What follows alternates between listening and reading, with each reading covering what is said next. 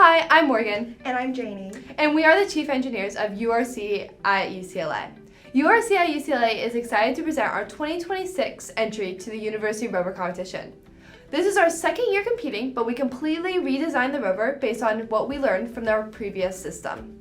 The rover fits within the 1.2 meter competition box, weighs under 50 kilograms, and stays under 70 kilograms with all systems installed. From the beginning, our focus was building a rover that we could analyze, simulate, and then validate through real-world testing. The rover was designed for competition readiness. It takes us 15 minutes to set up the rover and 10 minutes for teardown. There's also a physical emergency stop button that will cut power to the whole entire system. We'll show how engineering analysis guided our design choices and how those decisions were validated through functional testing. Our rover uses a passive rocker suspension designed for desert terrain, including sand, gravel, rocks, slopes, and long traverses up to 1 kilometer from the base station. We sized the suspension using analytical calculations and simulations to optimize 3 main factors: the tallest obstacle the rover could climb, the allowable center of gravity range to limit tipping forces, and minimizing chassis pitch to maintain stability during motion. We ran suspension simulations to study load distribution, differential behavior, and range of motion across uneven terrain. These simulations informed link lengths, pivot placement, and differential geometry before manufacturing. The suspension legs are welded to steel and structurally analyzed under worst-case loading, resulting in a margin of safety of about 6. This allowed us to reduce mass by 50% from our original design while still meeting performance requirements. These design decisions were then validated through functional testing.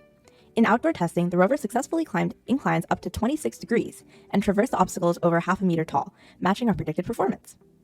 All mobility testing was performed with the ARM and science systems installed, so the rover was operating at full system mass. We conducted extended driving tests lasting over 2 hours to validate thermal performance, drivetrain reliability, and structural integrity. Testing was done outdoors in dust, wind, temperature variation, and light rain. These conditions helped confirm that the suspension and drivetrains behave as expected beyond ideal test environments.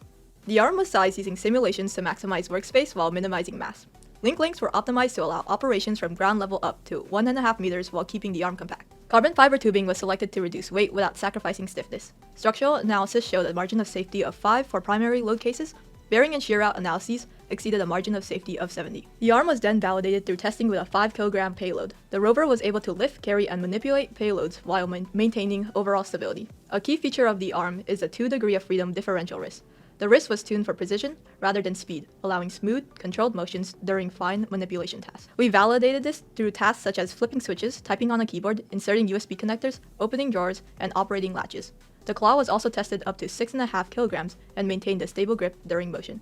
The science system was designed around both a life detection experiment and a habitability assessment using a probe, which will provide clear visual results in the field and data regarding the soil characterization. The experiment was extensively bench tested to determine optimal reagent ratios, timing, and procedures before being integrated onto the rover. For the catalase experiment, we tested different soil quantities and hydrogen peroxide concentrations to identify conditions that produced consistent and easily observable bubbling, a sign that catalase-containing bacteria are present. Using the 4-in-1 sensor, we would be able to determine soil moisture, temperature, pH, and electrical conductivity at the site of sample collection. This would be used to state whether the location is considered to be habitable compared to pre-existing knowledge of Earth's soil.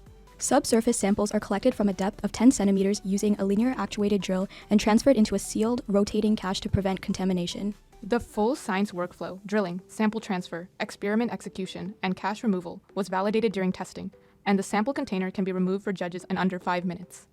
Electrical systems were designed for accessibility and tested during full rover operation to ensure reliable power distribution and ease of troubleshooting. The rover uses multiple cameras for driving, arm operation, and science tasks, providing continuous situational awareness to the operator. We also integrated LiDAR to support obstacle detection and navigation. LiDAR performance was tested outdoors to verify reliable detection across uneven and cluttered terrain. Wireless communications were tested during long-range outdoor operation, including non-line-of-sight scenarios. Communication remained stable while driving, operating the arm, and running science experiments.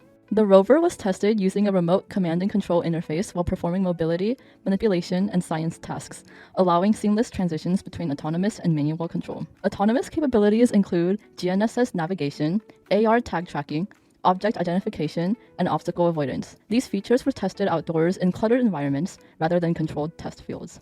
The rover can identify mission objects, including a rubber mallet, hammer, and plastic bottle, and transmit clear identification messages back to the base station. Thank you for reviewing our system acceptance review.